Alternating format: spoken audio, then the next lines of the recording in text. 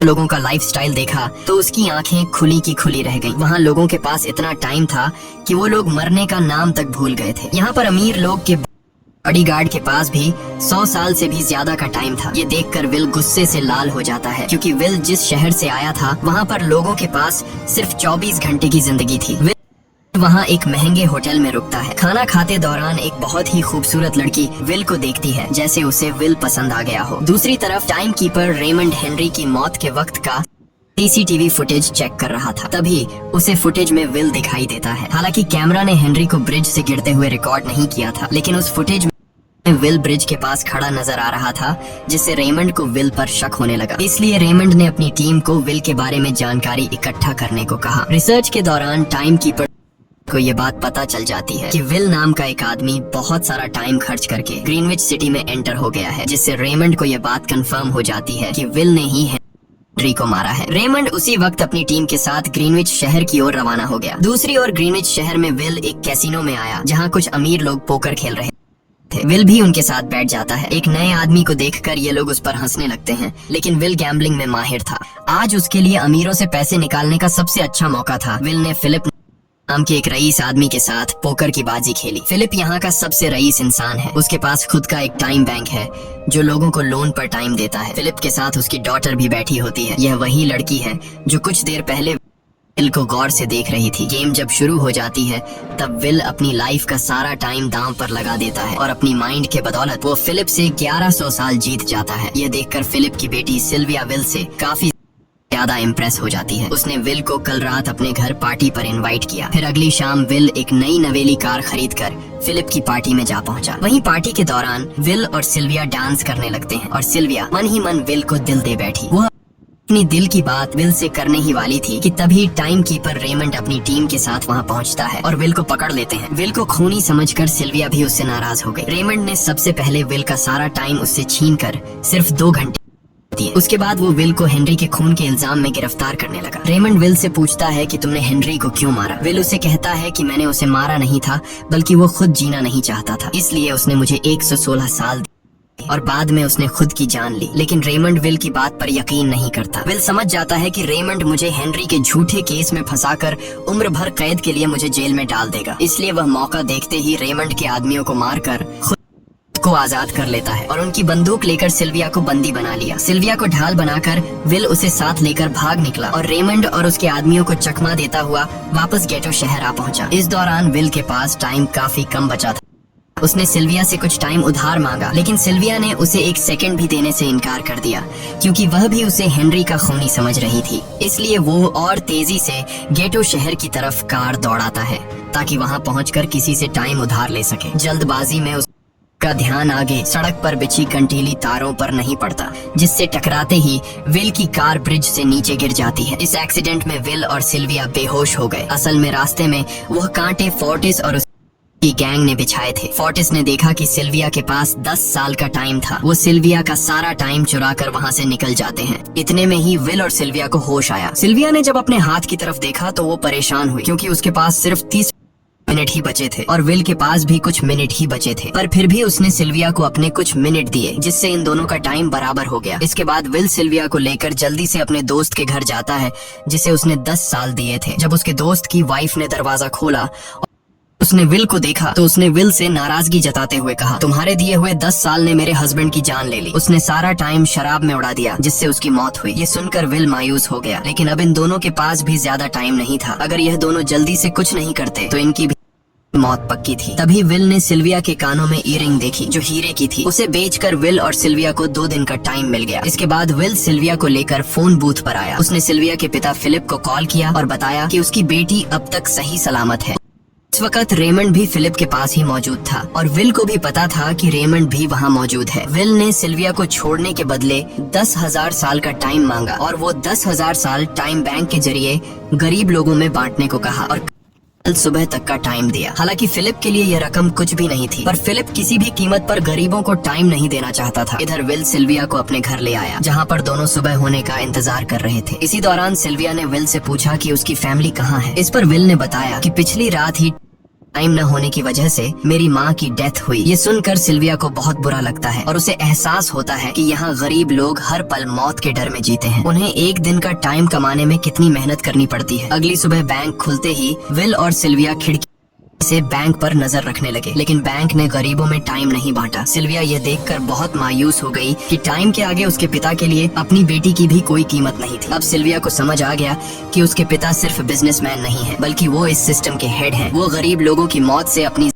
जिंदगी के साल जमा करते हैं। सिल्विया को यूं मायूस देखकर विल ने उसे वापस घर भेजने का फैसला किया। वो उसे फोन बूथ पे ले आया और अपने पिता को कॉल करके अपने लिए मदद बुलाने को कहा। इस दौरान विल सिल्विया को वेपन भी दे देता है ताकि वो खुद की हिफाजत कर सके। इधर सिल्विया फोन पर अपने पिता से बात कर रही थी कि तभी टाइम कीपर रेमंड चुपके से वहां आ पहुंचा और विल पर गन तान दी। रेमंड विल पर गोली चलाने ही वाला था कि तभी सिल्विया ने रेमंड को देख लिया और घबराहट में रेमंड पर गोली चला दी। ये देख विल घबरा कर रेमंड के पास आया।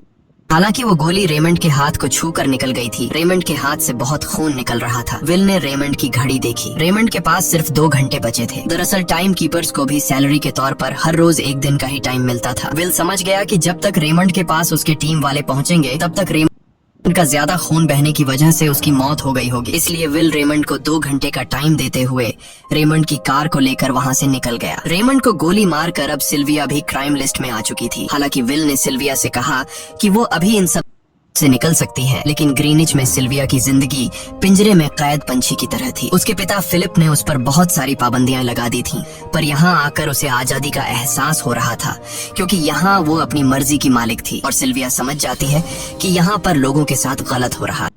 अब वह भी गरीबों को उनका हक दिलाने में विल के साथ थी। विल और सिल्विया ने मिलकर अमीरों को लूटना शुरू कर दिया। सिल्विया, जो कि ग्रीनिच सिटी के चप्पे चप्पे से वाकिफ थी, इसलिए इन दोनों ने प्लान बनाया कि वो ग्रीनिच सिटी में बैंक से टाइम कैप्सूल चुराएंगे और उनको गरीबों में बांट देंगे। सिल्विया ने सबसे पहले अपने पिता फिलिप के कई सारे बैंक्स में डाका डाला, क्योंकि फिलिप ने गरीबों की मौत से वह सारा टाइम इकट्ठा किया था। इन दोनों ने तिजोरी से सभी टाइम कैप्सूल एक बैग में पैक करके वहां से निकल गए और उन्हें गरीबों में बांटने लगे। इतनी बड़ी चोरी करने के बाद अब सरकार भी इन दोनों से तंग आ चुका था। इसीलिए सरकार ने इन दोनों के सर पर 10 साल का टाइम इनाम रख दिया। ये खबर सुनते ही गैंगस्टर फोर्टिस अब इन दोनों को कुत्ते की तरह ढूंढने लगा। लेकिन विल और सिल्विया हर रोज अपना ठिकाना बदलते रहते थे, जिससे वो किसी के हाथ नहीं आते थे। ये दोनों एक होटल में छुपे हुए थे। इनके पास टाइम की कमी तो थी नहीं, इसलिए उन्होंने पूरे होटल को ही बुक कर लिया था। फोर्टिस इन दोनों की तलाश में उस होटल के बाहर आ पहुंचा। वहां उसने कुछ लोगों को पकड़कर उनसे विल और सिल्विया के बारे में पूछने लगा, लेकिन उन लोगों पर विल और सिल्विया के बहुत एहसानात थे, इसलिए ये लोग मरने के लिए तो तैयार थे, पर विल और सिल्विया का ठिकाना बताने के लिए तैयार नहीं थे। लेकिन जब फोर्टिस ने उन लोगों पर बहुत ज्यादा जोर जबरदस्ती की, तो उनमें से एक बंदा मौत के डर से फोर्टिस को उस होटल के बारे में बता देता है जहां विल और सिल्विया छुपे हुए थे। जिसके बाद फोर्टिस फौरन अपनी गैंग के साथ वहां पर पहुंच जाता है और इन दोनों को पकड़ लेता है। अब विल और सिल्विया का उनसे बच पाना नामुमकिन था। फोर्टिस ने विल को एक टेबल पर बैठा दिया और उसे टाइम फाइट के लिए चैलेंज किया। विल समझ गया कि अगर मैंने चैलेंज से इनकार किया तो फोर्टिस के गैंग वाले लोग मुझे मार देंगे, इसलिए क्यों ना आज इसके साथ पंजा आजमाया जाए। फोर्टिस और विल ने एक दूसरे की कलाई पकड़ ली और मौत का खेल शुरू हुआ। फोर्टिस माहिर खिलाड़ी था। उसने शुरुआत में ही विल का हाथ नीचे कर दिया, जिससे विल का टाइम तेजी से फोर्टिस में ट्रांसफर होने लगा। लेकिन विल बिल्कुल जोर ही नहीं लगा रहा था, जैसे कि वो जानबूझकर हार रहा हो। पर जैसे ही विल के पास अपनी लाइफ के 3 से 4 सेकंड बचे, तभी विल ने अपनी पावर दिखाई और एक झटके से फोर्टिस का हाथ नीचे कर दिया। फोर्टिस की आंखें खुली की खुली रह गईं। वो पूरा जोर लगाकर अपना हाथ ऊपर करने की कोशिश कर रहा था, लेकिन विल की ताकत के आगे वो ढीला पड़ चुका था। ये देख फोर्टिस के आदमियों का ध्यान फोर्टिस की घड़ी पर अटक गया। उनका बॉस मरने वाला था। इतने में ही मौका पाकर विल ने अपने जूते से गन निकाली और पलक झपकते ही फोर्टिस के सारे आदमियों को शूट कर दिया, क्योंकि अगर वो ऐसा नहीं करता तो वो लोग उसे मार देते। इसी के साथ फोर्टिस का टाइम 0 हो गया और वह भी मारा गया। विल और सिल्विया जल्दी से वहां से भाग निकले। इसी दौरान उन्होंने देखा कि अमीरों ने सारा खेल पलट दिया था। विल और सिल्विया ने गरीबों में जितना भी टाइम बांटा था उसकी वैल्यू अब कुछ भी नहीं रही थी, क्योंकि अमीरों ने महंगाई के दर को कई गुना बढ़ा दिया था। यह देख विल हारा हुआ महसूस करने लगा और उसे लगा कि मैं कभी भी इन गरीबों को उनका हक नहीं दिला सकूंगा। उसने सिल्विया से कहा कि अब सब खत्म हो चुका है। अगर वो लोगों में 1000 साल भी बांट दें तो अमीर लोग महंगाई को और ज्यादा बढ़ा देंगे, जिससे लोगों की हालत कभी नहीं सुधर पाएगी। सिल्विया ने कहा कि कोई तो रास्ता होगा। इस पर विल ने कहा कि हमें लाखों साल चुरा कर इन लोगों को देने होंगे, तब जाकर हम लोग महंगाई को कंट्रोल कर सकते हैं। हालांकि यह इतना आसान नहीं था, पर सिल्विया ने इसके लिए एक प्लान सोच रखा था। अगली ही सुबह जब फिलिप अपने बॉडीगार्ड्स के साथ ऑफिस पहुंचा, तभी सिल्विया वहां आई और उसने अपने पिता से कहा कि वो सरेंडर करना चाहती है। तब सारे गार्ड्स ने सिल्विया पर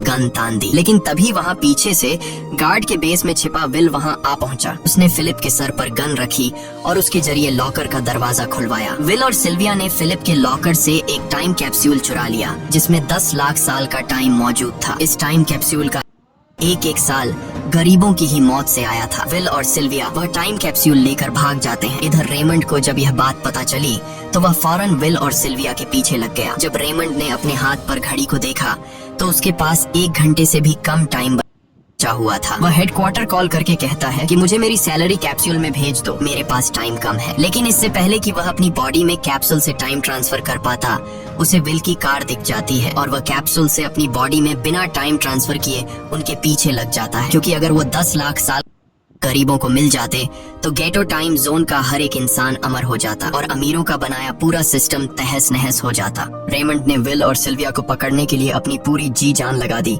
लेकिन वो उन्हें रोक नहीं पाया। विल और सिल्विया रेमंड को चकमा देकर गेटो शहर आ गए और वह टाइम कैप्सूल एक बच्ची के हाथों में सौंप दिया। उन्हें पता था कि रेमंड सीधा हमारे पीछे गीटो शहर पहुंचेगा, इसलिए उन्होंने इस जगह को छोड़कर एक सुनसान जगह पर चले गए। उधर उन्होंने गीटो शहर के लोगों में लाखों साल बांटकर उन्हें अमर कर दिया था, लेकिन खुद इन दोनों के पास बहुत ही कम टाइम बच जाता है। बदकिस्मती से उसी पल रेमंड ने उन्हें पकड़ लिया। रेमंड ने विल को धमकी देते हुए कहा, अगर तुम्हें अपनी जान प्यारी है तो चुराया हुआ सारा टाइम वापस कर दो। तब विल ने उसे अपनी घड़ी का समय दिखाया। विल और सिल्विया के पास कुछ ही मिनट बचे थे। विल ने रेमंड से कहा, तुम भूल तो नहीं गए? याद है जब तुम मरने वाले थे तो मैंने तुम्हें कुछ टाइम उधार दिया था। टाइम तो तुम्हें मुझे वापस करना चाहिए। यह सुनकर रेमंड को याद आया कि विल और सिल्विया को पकड़ने की जल्दी में उसने अपने टाइम पर ध्यान ही नहीं दिया। जब उसने अपनी घड़ी पर नजर डाली तो उसके पास सिर्फ 5 सेकंड ही बचे थे, जो देखते ही देखते 0 हो गए और रेमंड मारा गया। विल और सिल्विया रेमंड से तो बच गए थे, पर इन दोनों के पास भी अब सिर्फ एक मिनट ही बचा था। ऊपर से उस सुनसान इलाके में उनकी मदद करने वाला भी अब कोई नहीं था। उन्हें अपनी मौत साफ नजर आ रही थी। इन दोनों ने मायूस होकर एक दूसरे को गले लगाया